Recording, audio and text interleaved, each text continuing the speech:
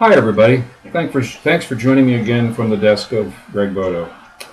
We get a lot of questions about Social Security because, as you might imagine, Social Security is an income component of most people planning on retiring or already retired. So the questions are things like, well, can we count on Social Security? Will it continue to pay us? When we do retire, will Social Security system be there for us? Will it be there for our children? Questions like that. Well, I can't answer all the questions far into the future, like will it be there for our children, if I'm talking to a 55 or 60-year-old, but let me talk to you in the more current. Over the last decade, it's become evident that the Social Security system is in danger.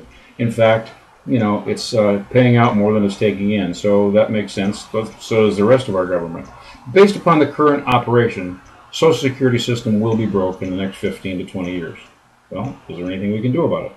Well, yeah, luckily Congress knows that there are several things that they can do to make sure that the Social Security system remains viable. Now, whether or not they'll do them because they are, let's say, politically unacceptable to do some of these things, it doesn't put them in good stead with their constituency, but financially they are the right things to do.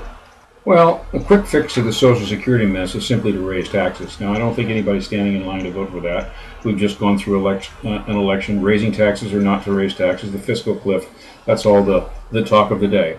I don't want to give you a quick fix. I want to give you a long-term fix. And I'm going to mention three things that Social Security could do now, right now, and it would fix the Social Security system in about 5 years and continue to keep it fixed if they stayed on track. Now, none of these things are going to be too popular to you, so don't kill the messenger. I'm just suggesting, financially speaking, what would work. Well, first thing, they've already taken steps in the right direction, but not enough. The first thing that they've done is they have moved the full retirement of Social Security out to 66, depending upon your birth date, and 67 and farther out if you're even younger. Well, that was a good step, but it wasn't enough.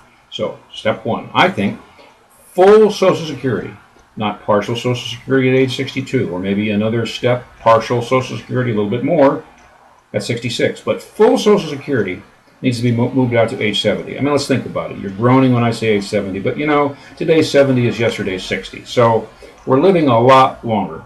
And that's just the reality of one of the steps that need to be taken to solve our Social Security system, not only for us when we retire, but for our children. Step number two.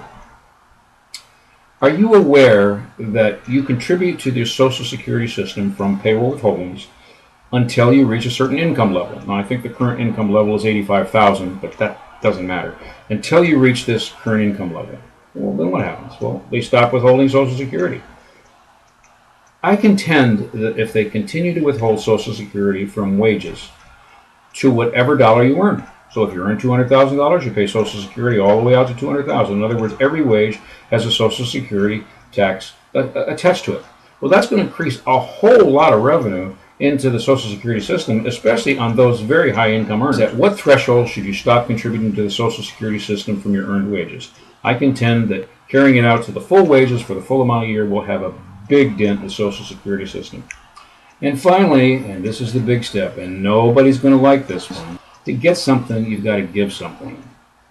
The last two generations have spent too much time thinking they get something without giving something, and it just isn't working. So here's my last proposal. People making a certain amount of income, maybe it's adjusted gross income, and I don't know whether the amount of income is $100,000 or $300,000 or $500,000, but people making a certain amount of income and above, they don't qualify to collect Social Security.